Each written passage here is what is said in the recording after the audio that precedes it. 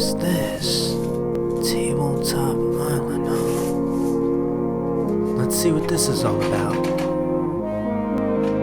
Protect your pins from the tornado and use your pinball swinging arms to guide the winds towards your opponents. So man the gates for skill and excitement in the top action, fast scoring game. Tornado Bowl by Ideal Games. Welcome to Tabletop Island. I'm Bernardo, your host, and today we're going to be talking about the vintage board game, Tornado Bowl game by Ideal Games. This game came out in 1971. It's rather old, and in comparison to a lot of the other games, it seems like a lot of the interesting games by Ideal Games came out around the 70s. And this game, no exception. So let's talk a little bit about the components itself that you get with the game. The board is extremely well made, hard, solid plastic with this little lever that kind of moves these hands back and forth, almost like a pinball action game.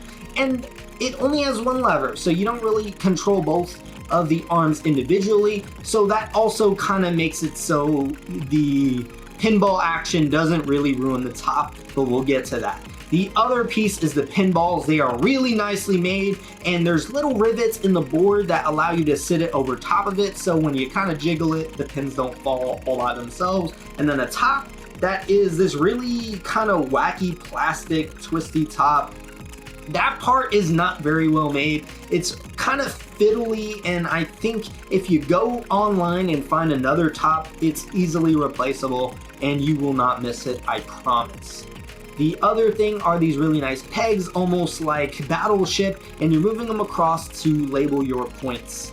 Now let's talk a little bit about the game. So what happens is you lay out the pins behind your little pinball arms, and you're ready to go. So you choose a player to go first, and they spin the top. Then you start moving your kind of pinball arms to knock or kind of guide the spinning top over to your opponent's pins to knock them down.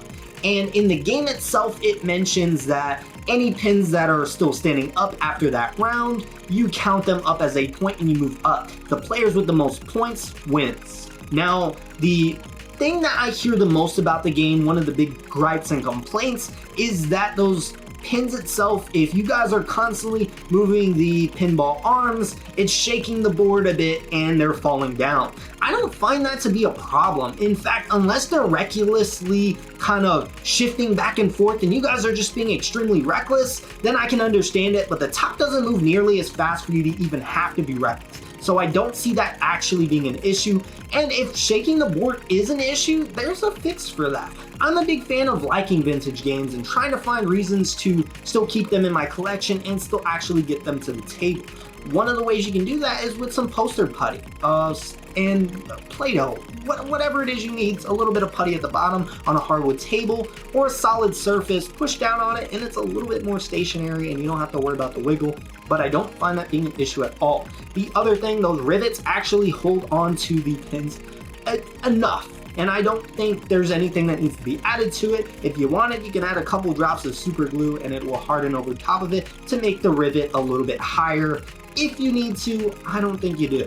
But the top, that's where things can change. I ended up initially playing it with the top that came with the game and we did not have fun at all. I'll be honest with you, that thing, once you hit it maybe once or twice with the little pinball arms, it went down and that was it. That was not fun at all.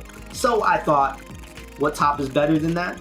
Tornado Rex. I took it out of the box, added it to the game, and the game came 1,000 times more fun.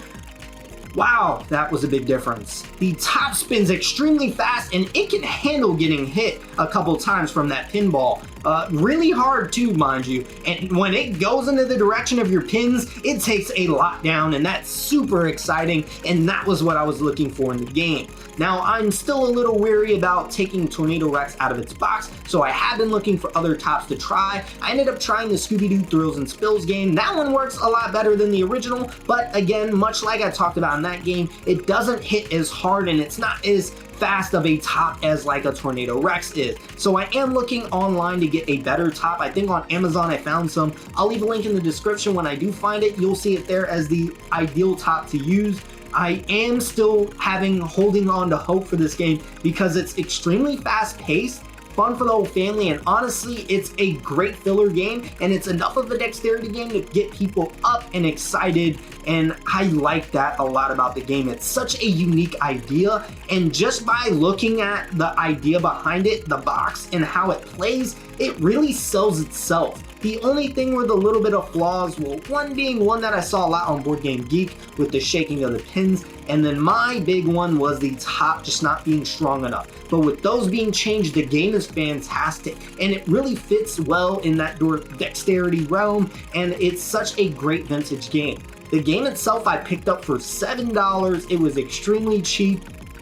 And if you do find a good deal online on eBay or at a thrift shop and this seems like the kind of game for you, I highly recommend it, or at least giving it a try, finding out if there's certain things that maybe you can change.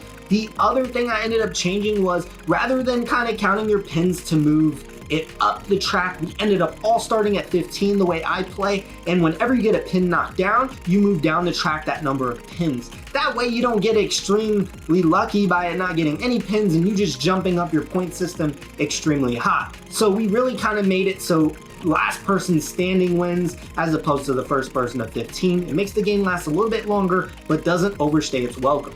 But that's honestly all I have for you guys today. If you are interested in notifications, there is a bell up there somewhere.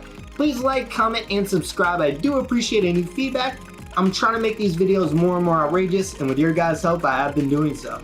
Monday, regular board game reviews. Wednesday, weekly updates/talks, and then on Fridays, my vintage board game reviews. And that is all I have for you guys today. I'll see you guys next time.